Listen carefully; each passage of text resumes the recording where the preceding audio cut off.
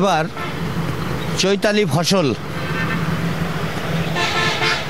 সরিষার ক্ষেত, কৃষকের বাম্পার ফলন।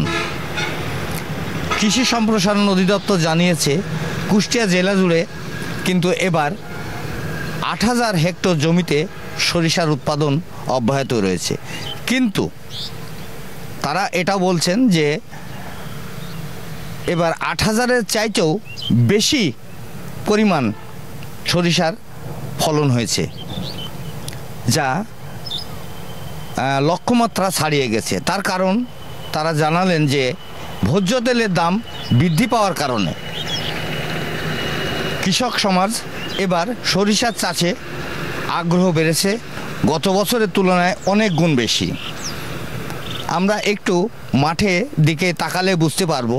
আমার পিছনে দেখতে পাচ্ছেন যে শুধু মাঠ জুড়ে সরিষার ক্ষেত আর সরিষার ক্ষেত। যেখানে ছিল সবুজের সমারোহে এখন হলুদের সমারোহে পরিণত হয়েছে। কিন্তু আর মাসখানেক পর, 1 মাস পরই দেখবেন আবার এই চৈতালি ফসল সরিষা উত্তোলন করে তারা ধান রোপণে আবার ব্যস্ত হয়ে পড়বেন কৃষক সমাজ।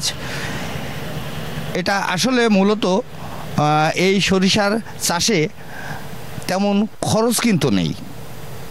শুধু ধান কাটার পর বীজতলা ছিটিয়ে দেওয়া হয়, আর ওই বীজতলা থেকেই কিন্তু এই সরিষা উৎপাদন হচ্ছে মাঠে।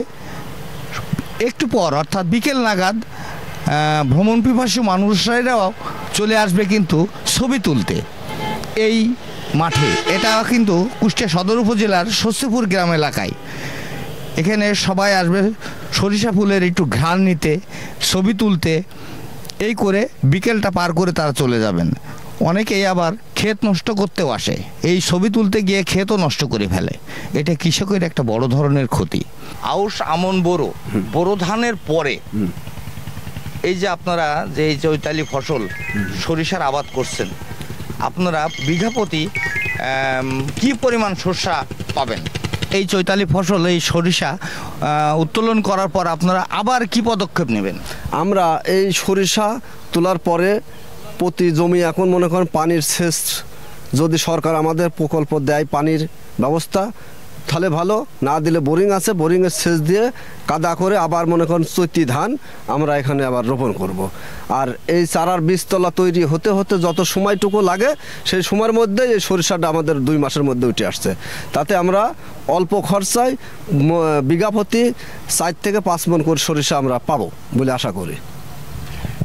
আপনারা যেটা শুনছিলেন যে একজন কৃষক বলছিলেন এই সরিষা উত্তোলনের পর তারা নতুন করে আবার ধান রোপণ করবেন। এটা তারা বললেন। এই কৃষক একজন আছেন, চৈতি ধান বলে এটাকে তিনি তারা আবার রোপণ করবেন। এখানে একাধিক কৃষকের জমি আছে। প্রতি বছরই কিন্তু তারা এই সরিষা রোপণ করেন এবং এটাতে বেশি খরচ নাই। একজন কৃষক বললেন যে 4-5 মণ হবে সরিষা, আর একজন কৃষক বললেন 6 মণ সরিষা হবে। আসলে 5-6 মণের মধ্যেই। এবং তারা এটাও বললেন এবার আমরা আশানুরূপ দাম পাবো, কারণ ভোজ্য তেলের দাম এবার বেশি। সে কারণেই আমাদের মূলত এবার সরিষা চাষে আমরা উদ্বুদ্ধ হয়েছি।